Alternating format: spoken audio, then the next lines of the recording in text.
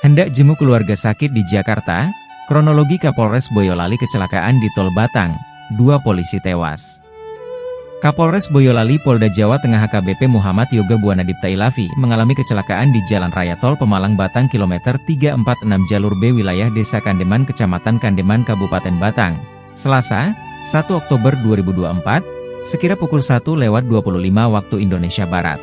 Akibat kejadian ini, 2 orang tewas yakni ajudan Kapolres dan merupakan anggota polisi berpangkat Brigadir Polisi 2. Ia betul ada kecelakaan dini hari tadi antara truk dan mobil yang ditumpangi Kapolres Boyolali. 2 korban yakni Febrian yang mengendarai mobil dan Rio ajudan meninggal dunia. Pangkat Bribda semua, kata Kabid Humas Polda Jateng, Kombes Pol Artanto, Selasa, 1 Oktober 2024. Menurut Artanto, Kapolres Boyolali dalam keadaan selamat dan kini mendapatkan perawatan medis di Rumah Sakit Logorejo Kota Semarang.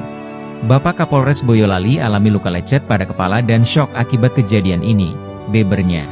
Artanto menyebut Kapolres Boyolali ketika kejadian hendak perjalanan menjenguk keluarganya di Jakarta. Dia sudah izin sama Kapolda Jateng untuk jenguk keluarga, ungkapnya.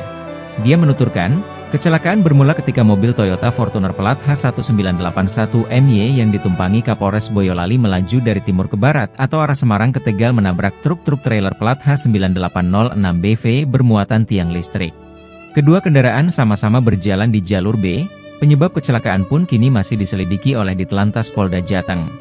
Polisi kini masih menahan sopir truk bernama Budi Prastiko 40 tahun untuk dimintai keterangan.